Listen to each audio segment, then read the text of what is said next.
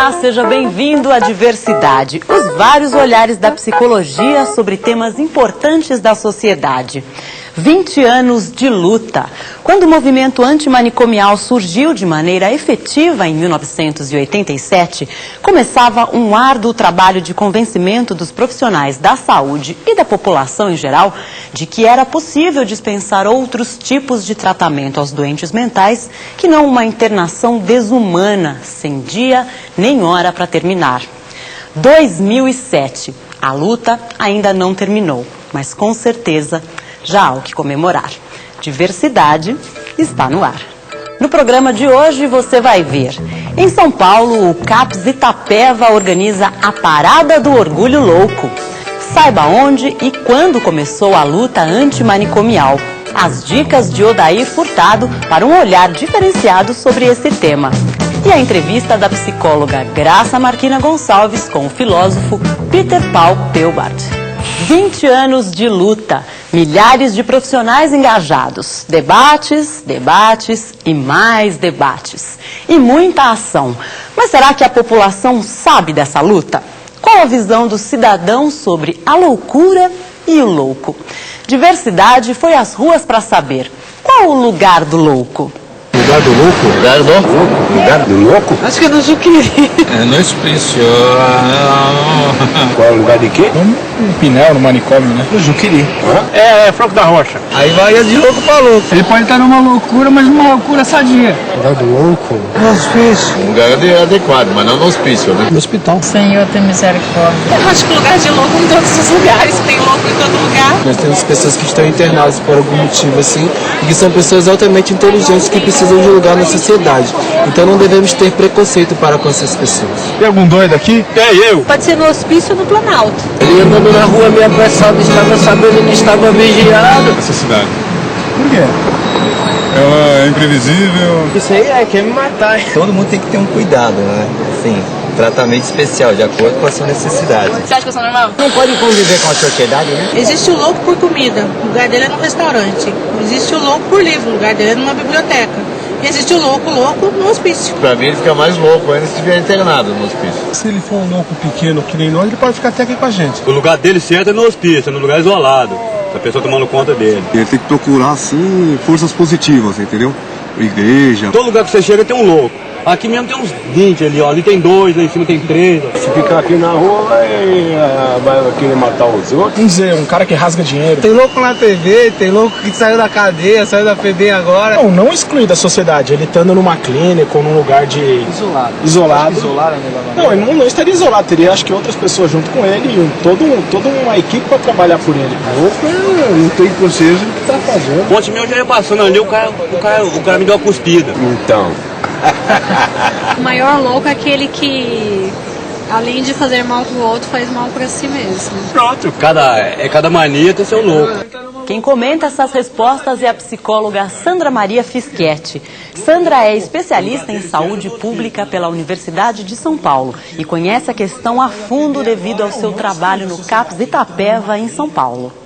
Francamente, eu esperava que hoje as pessoas já tivessem um pouco mais de consciência a respeito dessa questão da relação da sociedade com a loucura e com as pessoas que têm sérias dificuldades como transtornos mentais severos, né?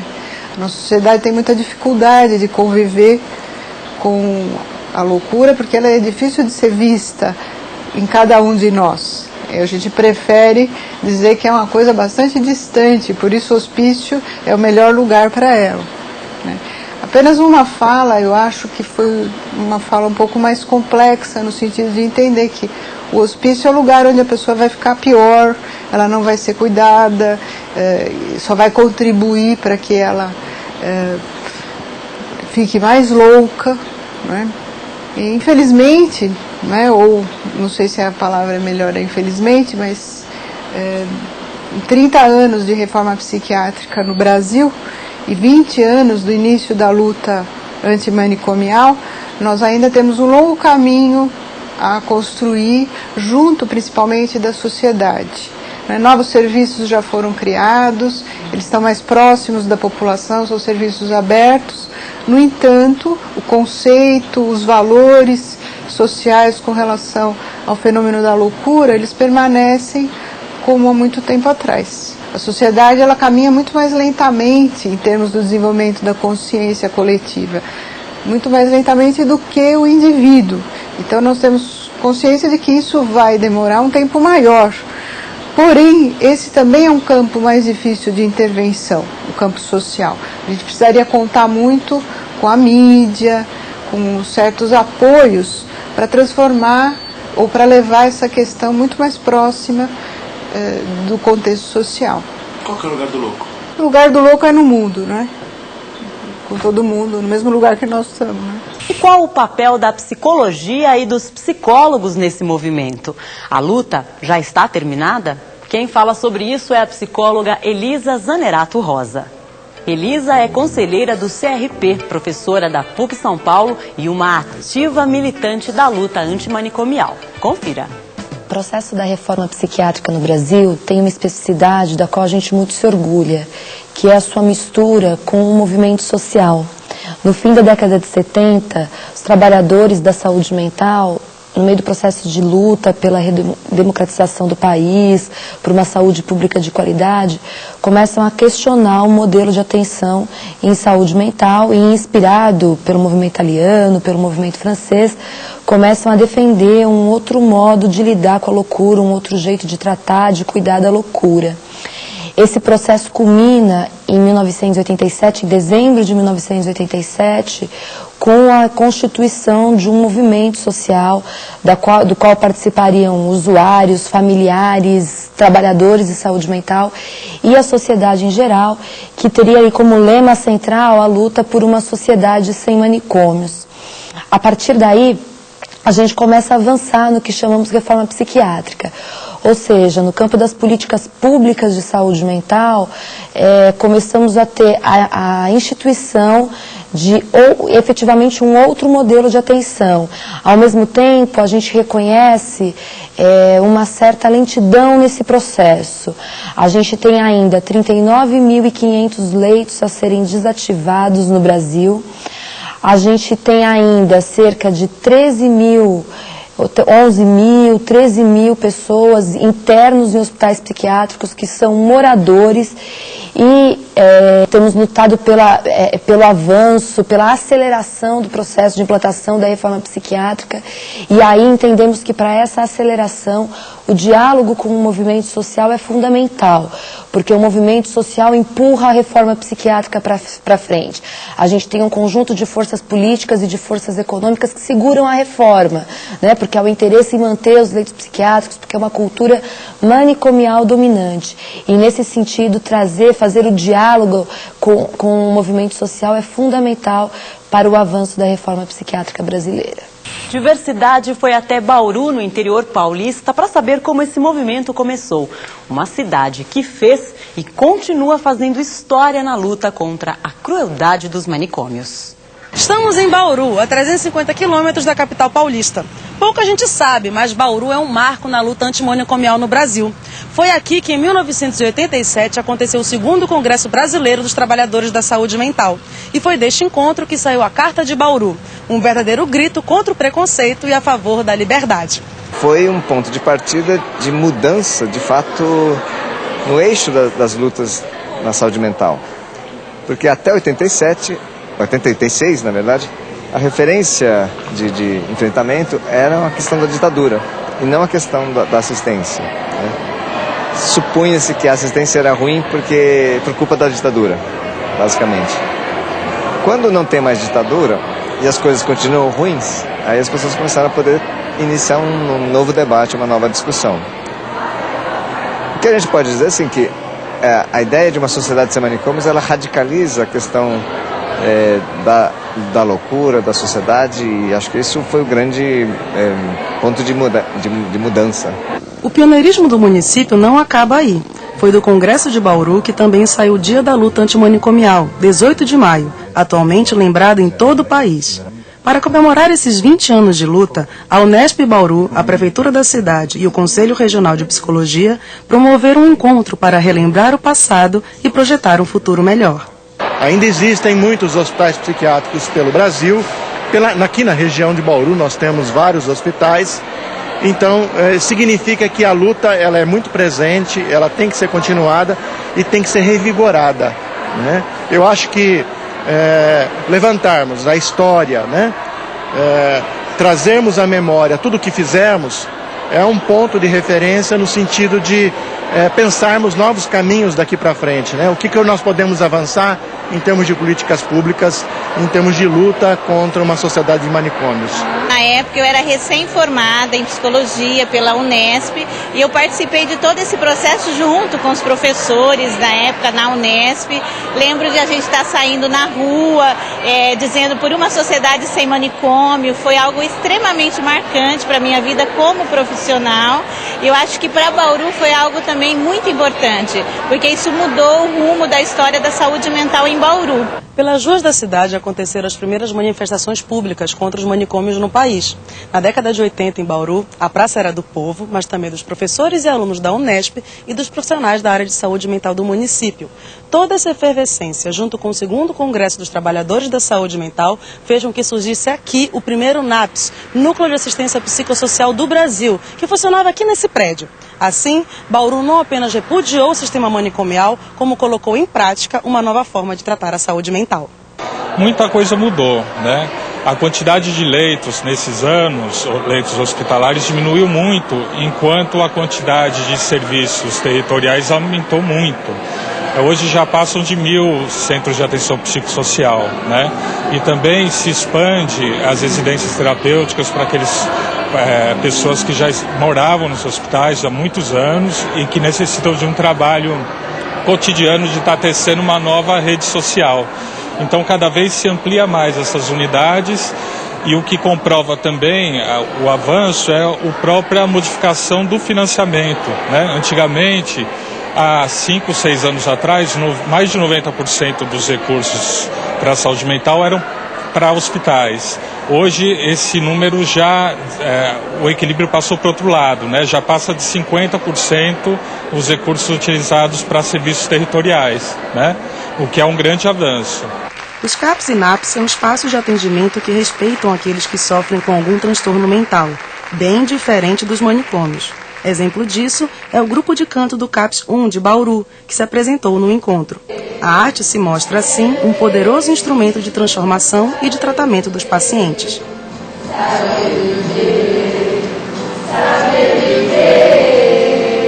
Com relação à questão de teatro, música, então todos esses instrumentos, eles são avaliados com eles, então vai criando uma autoestima no paciente, faz com que o paciente tenha uma visão diferente de si, que ele cresça, que ele tenha uma melhor inserção social, porque esse é o resgate que nós pretendemos fazer, né, que haja uma inserção social melhor desse paciente. E outra questão que nós temos percebido é que diminui as crises. Há 20 anos, em Bauru, foi dado o pontapé inicial do movimento antimanicomial, mas muito ainda precisa ser feito. O Brasil ainda possui cerca de 39 mil leitos de hospitais psiquiátricos em atividade. E não é só o Estado que tem papel importante nessa luta.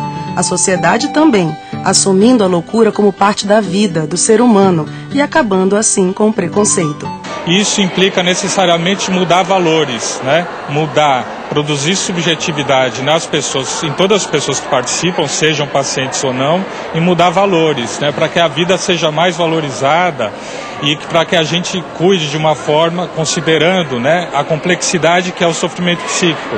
Então se trata também de uma forma de tornar complexo um fenômeno complexo e parar de dar respostas simples e violentas para uma coisa que faz parte da condição humana. Essa associação entre respeito, direitos e loucura, né? Essa é uma construção desses 20 anos. E ela é absolutamente nova, quer dizer, mais de 400, 500 anos de história do mundo ocidental, essa era uma dissociação fundamental, que a loucura não podia estar ligada com o mundo do direito, né? E isso no Brasil, nesses 20 anos, veio sendo construído.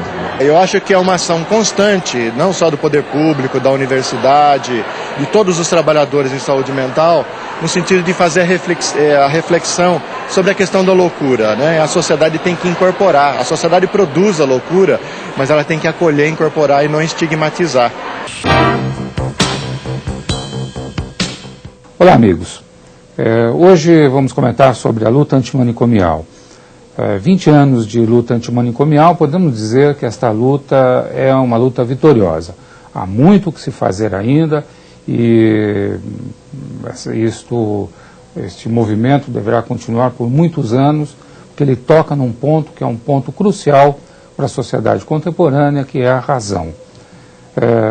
Vamos comentar 3 obras. Uma, o filme Manassade, que é a filmagem de uma peça de teatro de Peter Weiss, que conta a história de Marat, Jean-Paul Marat, um revolucionário francês, da Revolução Francesa, e numa peça que teria sido dirigida, de acordo com o Peter Weiss, pelo Marquês de Sade, dentro do hospício em que ele estava internado. Bastante interessante, difícil de conseguir, mas se você procurar aí nessas locadoras especializadas, nas videotecas das universidades, você encontra. O segundo, temos que fazer uma homenagem a Franco Basaglia, praticamente o pioneiro do movimento da desinstitucionalização, e valeria a pena ler um clássico, A Instituição Negada, do Franco Basaglia. Esse você encontra em reedições recentes, nas boas livrarias.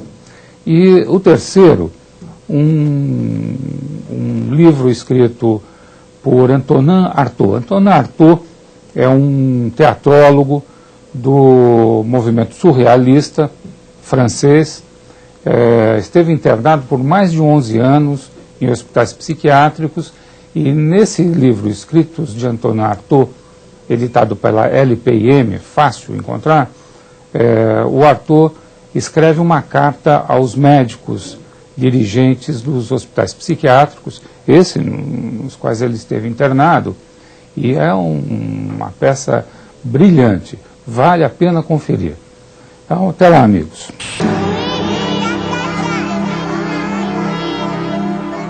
Em nosso último programa, conhecemos um pouco sobre o surgimento dos manicômios no Brasil. Era o final do século XIX. E se com os manicômios a psiquiatria ganhava autonomia das outras áreas da medicina, psiquiatria e psicologia ainda se confundiam. Os manicômios seguiam então um esquema de exclusão e perseguição às camadas mais pobres da população. Com a chegada do século XX, uma nova onda chegava ao Brasil.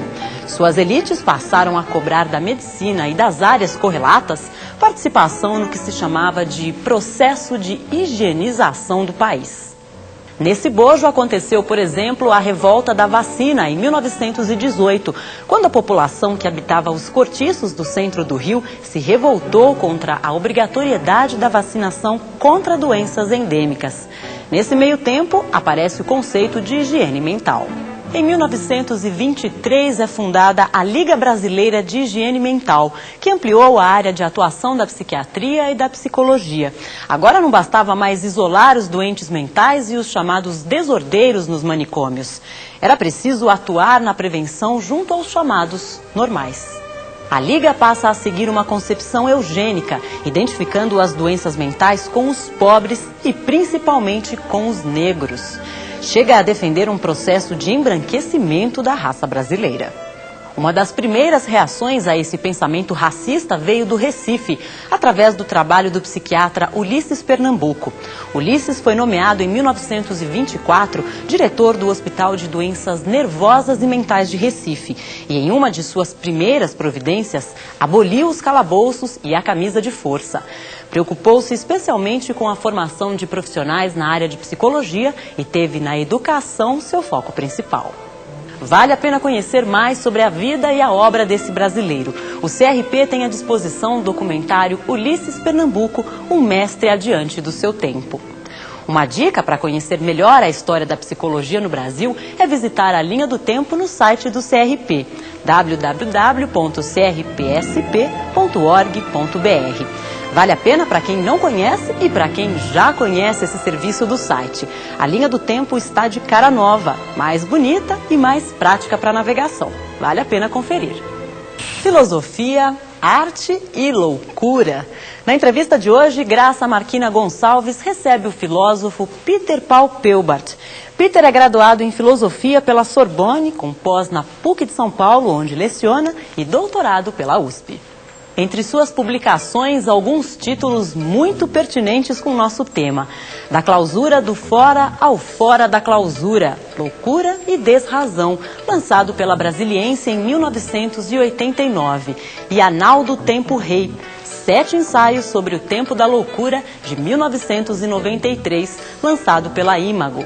Além de seu trabalho teórico com o tema da loucura, Peter é um dos fundadores da companhia teatral UENS, formada por atores usuários de serviço de saúde mental de São Paulo.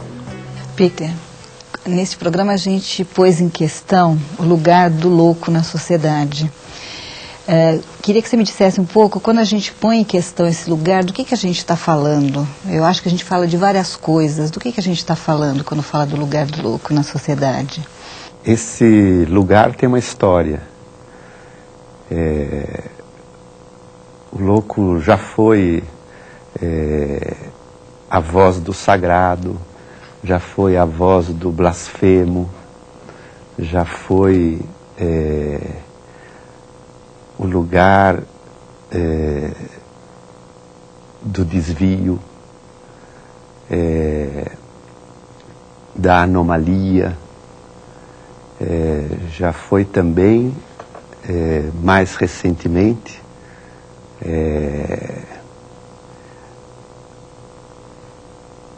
diríamos, a voz do silêncio, né? Costuma, por um tempo, se considerou que a loucura era deficiência, privação, impotência, falta de sociabilidade, de comunicação, de pensamento, de afetividade, né?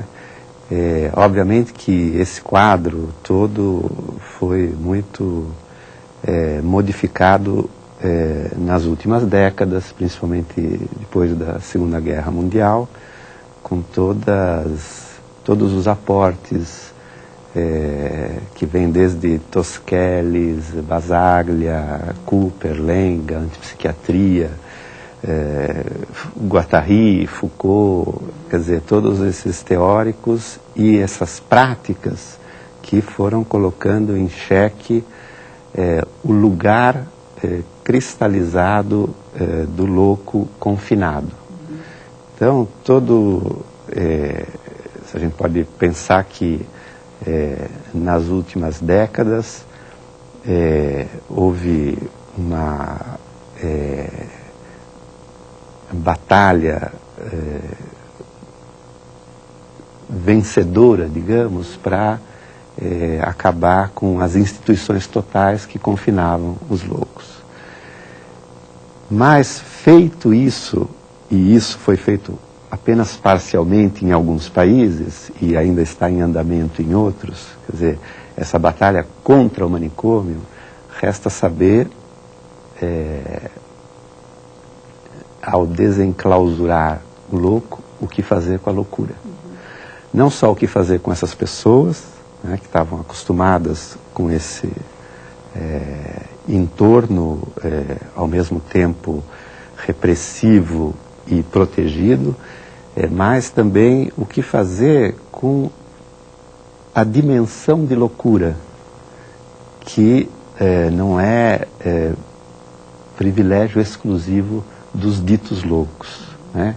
A dimensão de loucura que é uma dimensão da cultura. O que é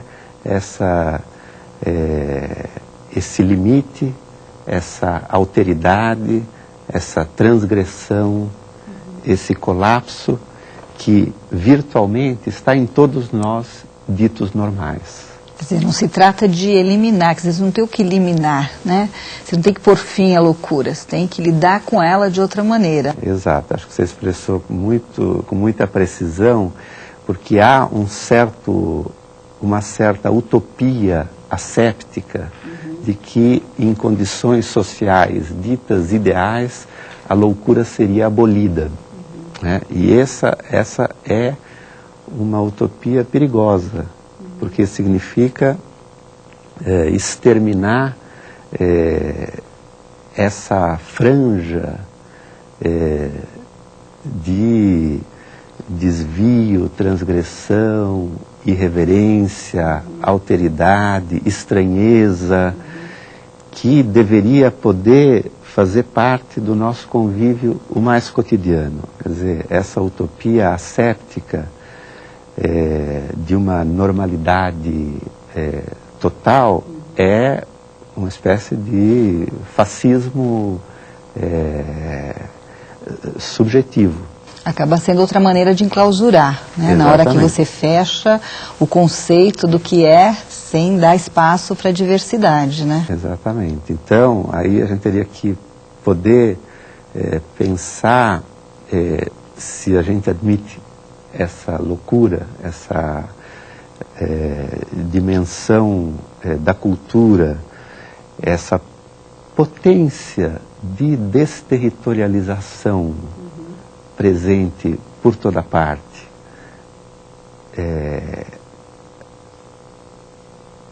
A partir daí, toda a relação com a diferença deveria ser repensada. Né? Já não é enclausuramento, já não é isolamento, mas tampouco é inclusão homogeneizante. Não é normatização, né? É pensar em que medida há espaço para um jogo, para muitas e diferentes formas de existência, modos de subjetivação que possam coexistir sem que nenhum deles se atribua a exclusividade obrigatória.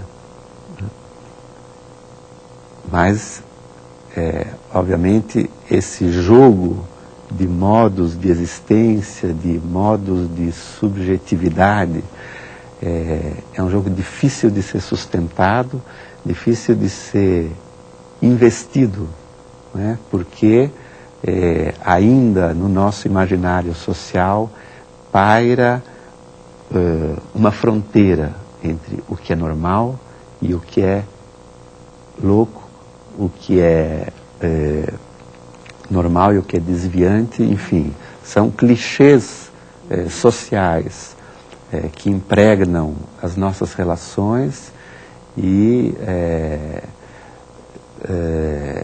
produzem exclusões cruéis, silenciamentos brutais e solidões insuportáveis. E acho que é uma situação complexa, difícil de enfrentamento, até porque a própria organização social das formas de relação, dos espaços para relações, né, entre as pessoas, são marcadas por essas concepções, né, a gente querendo ou não. E aí eu imagino que quebrar com isso, a dificuldade que se tem é inclusive de onde, né, como romper para você ter um espaços que permitam outros tipos de relações e essa aceitação dessa diversidade, essa convivência, né? Como que é isso? Quer dizer, o que você pode dizer sobre essa situação mesmo, o que a gente tem socialmente, né, que possibilita ou não esse convívio aí da diferença? Teria várias coisas a dizer. Primeiro, claro, há certos clichês sobre a normalidade que circulam a partir da televisão, da mídia, das celebridades, enfim, são imagens do que é a existência ótima.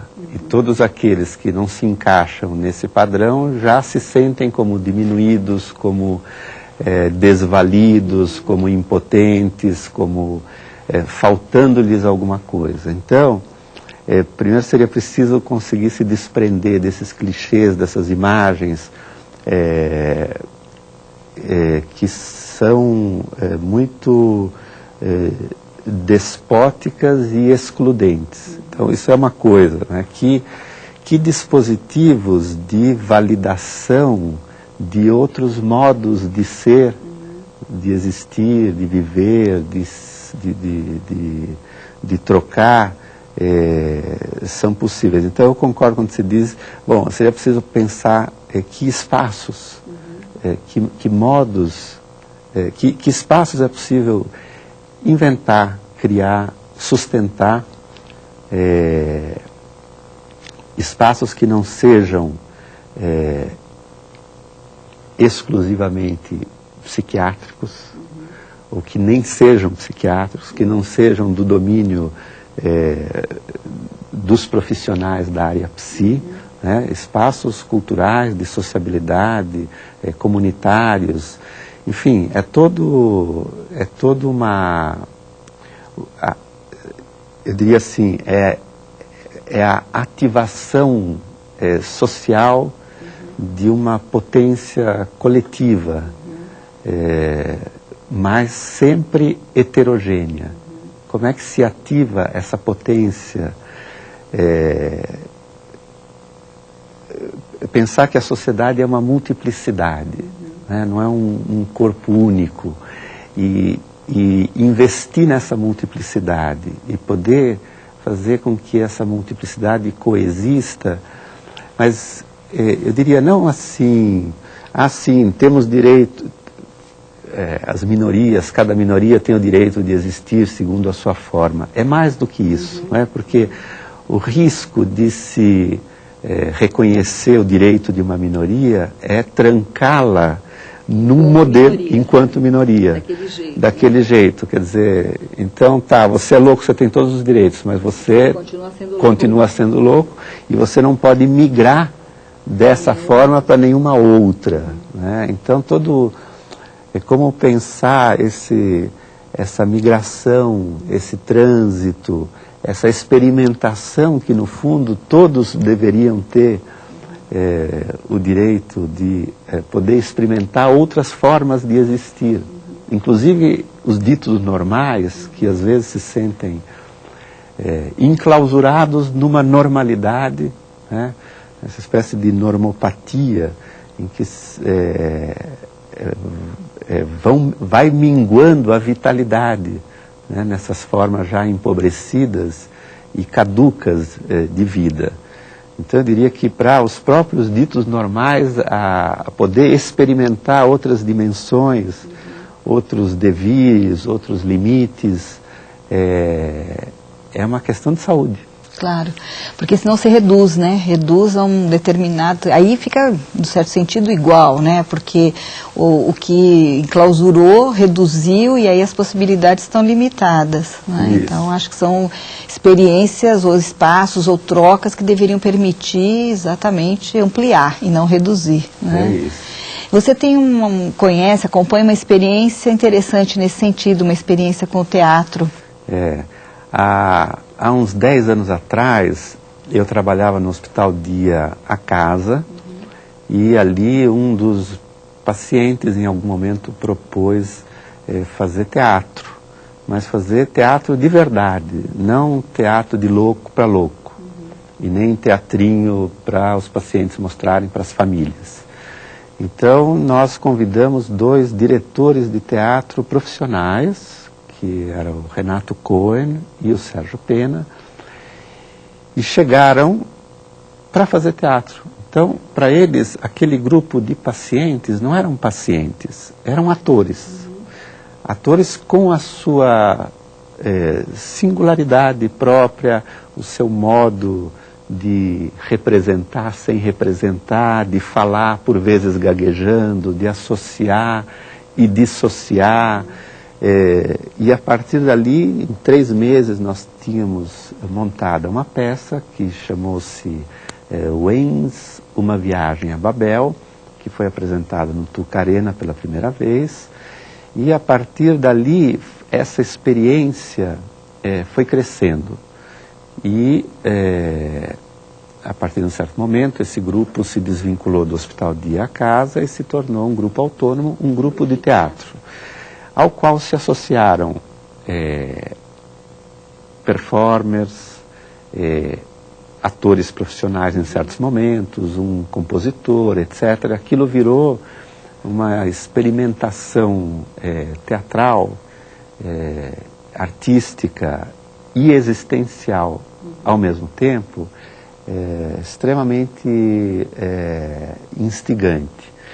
E o que se viu ali foi, que era a nossa hipótese de base, né? Que quando você cria um dispositivo como o do teatro, suficientemente consistente, tudo aquilo que na vida social poderia parecer defeito, insuficiência,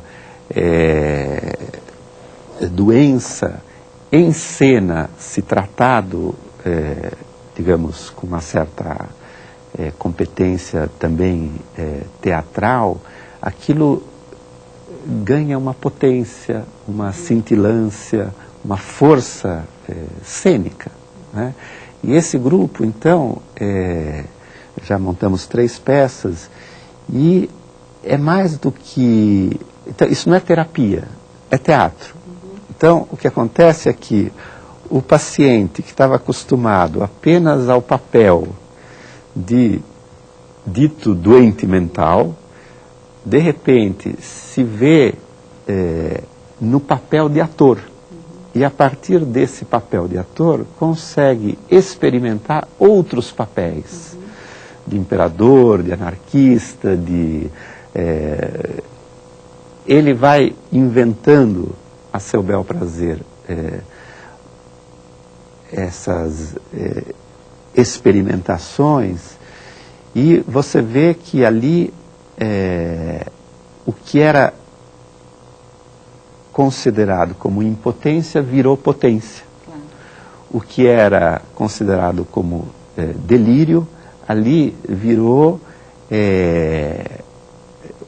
diálogo, virou um texto épico ou mítico, poético, e aquilo, tudo que parecia não ter sentido, de repente ali vai ganhando um sentido cênico. Agora, isso não é um exemplo para ser adotado por todo mundo, é apenas um pequeno exemplo de um dispositivo minúsculo, onde ditos loucos experimentam com os recursos que são próprios deles, sem precisar macaquear nada, não precisa imitar o Paulo Autran, né? Mas a partir da bagagem que é a deles, vão dando nascimento a certos mundos estéticos, a um outro tempo, a um outro espaço, a uma outra narrativa, a uma outra sensibilidade, e pela experiência que nós temos de 10 anos, a força de afetação desse tipo de presença em cena é espantosa. Né? Em geral, quem assiste tem a impressão de que, no fundo, a vida que pulsa está daquele lado do palco, e o próprio espectador sente que ele mesmo está um pouco morto, como se ali palpitasse alguma coisa mais sutil, mais delicada, ainda que mais precária. Quer dizer, que é interessante porque, embora seja uma experiência, claro, importante, até com um grau, imagino, de complexidade, mas ao mesmo tempo ela é simples, né? É assim, é aceitar, né? E deixar ser, né? Num certo sentido, permitir essa experiência de ser de formas diferentes, de experimentar. Então, acho que é um desafio mesmo, né? Num mundo em que geralmente limita, né? E não amplia as possibilidades. E obviamente, claro que é um espaço estranho, onde se acolhe a estranheza, né? Porque há na loucura, claro, há algo de intolerável, há algo de indizível, há algo de impensável, né? Há algo de inaudível, mas é preciso acolher isso tudo, né? Como dar voz cor, textura, espaço, para isso tudo que excede os nossos clichês de vida. Né? Há algo, claro, de sofrimento, algo de invivível na vivência dos ditos loucos, mas, obviamente, é uma dimensão que extrapola inteiramente os limites daquilo que se chama de loucura. Né? É algo que talvez nós soterramos, silenciamos em nós mesmos, né? E quando isso circula, a fronteira entre loucura e não loucura, ela é borrada. E acho que tem aí uma dimensão não só estética, mas também política importantíssima, né? Que é de colocar em xeque uma fronteira cristalizada entre aquilo que deve ser e aquilo que não pode ser. Acho que é um outro jeito até de entender o que é a vida, né? Quer dizer, uma certa entrega à vida naquilo que ela pode, né, se apresentar, nas diferentes maneiras que ela pode se apresentar. Claro, é pensar que não há um único jeito de viver e que há formas de vida muito distintas e que por mais que um certo capitalismo contemporâneo homogeneize planetariamente, né, imponha ao planeta todo uma certa forma de vida predominante, é preciso também poder enxergar como N outros modos de vida proliferam por toda parte e pedem espaço e afirmam sua singularidade. Tá certo. Obrigada, Peter. Obrigado, El. Quem presenciou a Parada do Orgulho Louco em São Paulo deve ter pensado: abriram a porta do hospício. E é isso mesmo, os usuários do CAPS Itapeva, seus familiares e os profissionais que trabalham por lá se uniram para levar com muita alegria e muito charme a mensagem da luta antimanicomial para as ruas da cidade. Diversidade estava lá para mostrar. Agulha, linha, tecidos. Foi assim que começou a Parada do Orgulho Louco. Usuários, psicólogos e funcionários do CAPS Itapeva confeccionaram fantasias e faixas para enfeitar o bloco. Acho que é um envolvimento na horizontalização, né? Principalmente essa questão de nós estamos trabalhando funcionário, usuário, família, tem família aí. Bom, os técnicos, né? Eu acho que todas as categorias juntas, isso acho que é o fundamental. A Parada do Orgulho Louco é um dos eventos que marca a luta antimanicomial no Brasil. Mas, além disso, os preparativos para a festa envolvendo criação e arte também podem ser vistos pelo lado terapêutico. Zé Ricardo é usuário do CAPS Itapeva e já realizou trabalhos aqui com coreografia e dança. Para ele, a arte é fundamental no tratamento. O que envolve arte, produtividade, eu acho que é uma coisa assim, uma oportunidade boa para quem está sendo reprimido, sabe? Eu acho que ajuda bastante a estar contribuindo, fazendo um trabalho interessante, assim, para se sentir bem, o mínimo, mas se sentir bem. Movimentos como esse são importantes para se pensar novas formas de tratamento, mas o principal objetivo é colocar a loucura em pauta e discutir as fronteiras da normalidade. De perto, ninguém é normal mesmo? Não, de perto todos somos estranhos. Ninguém é normal, só eu, né? Não sei, eu tenho minhas dúvidas, você é normal. Para escrever essa nova história sobre a loucura, Estado e sociedade devem dar as mãos, através de políticas públicas e do fim do preconceito. Essas leis que nós brigamos tanto, quando a gente briga por lei, é porque tem o preconceito. É a mesma história do negro, né? Se a gente briga por lei, se é crime, a discriminação e tal, é porque tem preconceito. Se não tivesse preconceito, não precisaria nem ter esses enquadres legais, né? Então, quando se fala da loucura, não se fala da pessoa insana, tá? Se fala de sentimento, ok? Eu acho que deveriam todos trocar o nome loucura para distúrbios de sentimentos, de afetividade, de estresse, de convívio, sabe? Então, se é essa chamada loucura, então, realmente, de perto, ninguém é normal. No dia seguinte, as pessoas começam a chegar aos poucos. usuários de outros CAPs, funcionários, psicólogos, familiares. Uma festa para todos e sem limite de idade. A parada começou com música, dança e com o microfone aberto para ideias e canções.